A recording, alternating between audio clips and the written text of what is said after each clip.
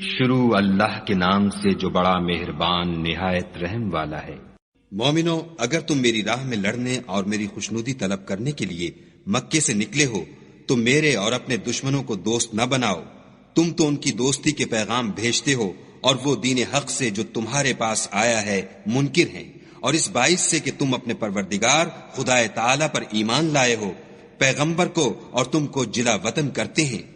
تم ان کی طرف پوشیدہ دوستی کے پیغام بھیجتے ہو، اور جو کچھ تم مخفی طور پر اور جو علل اعلان کرتے ہو وہ مجھے معلوم ہے، اور جو کوئی تم میں سے ایسا کرے گا وہ سیدھے رستے سے بھٹک گیا۔ اگر یہ کافر تم پر قدرت پالیں تو تمہارے دشمن ہو جائیں، اور ایذا کے لیے تم پر ہاتھ بھی چلائیں اور زبانیں بھی، اور چاہتے ہیں کہ تم کسی طرح کافر ہو جاؤ۔ قیامت کے دن نہ تمہارے رشتے ناتے کام آئیں گے اور نہ اولاد۔ اس روز وہی تم میں فیصلہ کرے گا، اور جو کچھ تم کرتے ہو خدا اس کو دیکھتا ہے۔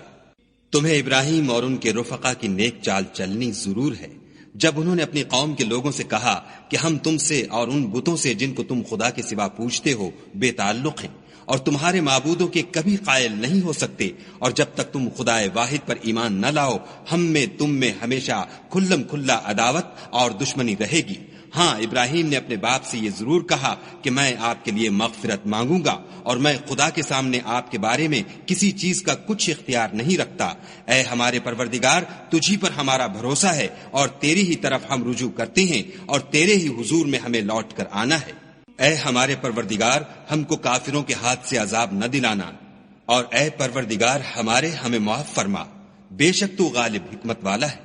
تم مسلمانوں کو، یعنی جو کوئی خدا کے سامنے جانے اور روز آخرت کے آنے کی امید رکھتا ہو، اسے ان لوگوں کی نیک چال چلنی ضرور ہے، اور جو روگردانی کرے تو خدا بھی بے پرواہ اور سزاوار حمد و ثنا ہے۔ عجب نہیں کہ خدا تم میں اور ان لوگوں میں جن سے تم دشمنی رکھتے ہو دوستی پیدا کر دے، اور خدا قادر ہے اور خدا بخشنے والا مہربان ہے۔ جن لوگوں نے تم سے دین کے بارے میں جنگ نہیں کی اور نہ تم کو تمہارے گھروں سے نکالا، ان کے ساتھ بھلائی اور انصاف کا سلوک کرنے سے خدا تم کو منع نہیں کرتا۔ خدا تو انصاف کرنے والوں کو دوست رکھتا ہے۔ خدا انہی لوگوں کے ساتھ تم کو دوستی کرنے سے منع کرتا ہے جنہوں نے تم سے دین کے بارے میں لڑائی کی اور تم کو تمہارے گھروں سے نکالا اور تمہارے نکالنے میں اوروں کی مدد کی، تو جو لوگ ایسوں سے دوستی کریں گے وہی ظالم ہیں۔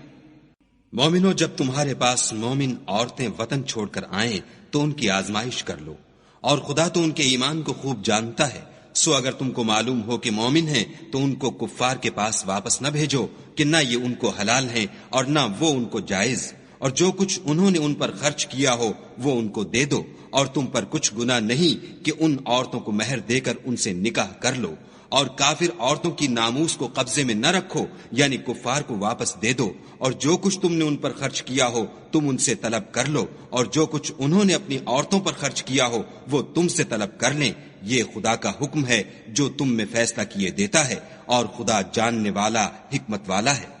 اور اگر تمہاری عورتوں میں سے کوئی عورت تمہارے ہاتھ سے نکل کر کافروں کے پاس چلی جائے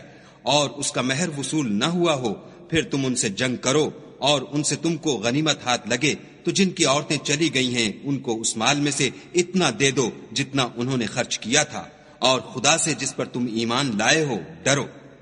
اے پیغمبر صلی اللہ علیہ وآلہ وسلم، جب تمہارے پاس مومن عورتیں اس بات پر بیعت کرنے کو آئیں کہ خدا کے ساتھ نہ تو شرک کریں گی، نہ چوری کریں گی، نہ بدکاری کریں گی، نہ اپنی اولاد کو قتل کریں گی، نہ اپنے ہاتھ پاؤں میں کوئی بہتان باندھ لائیں گی، نہ نیک کاموں میں تمہاری نافرمانی کریں گی، تو ان سے بیعت لے لو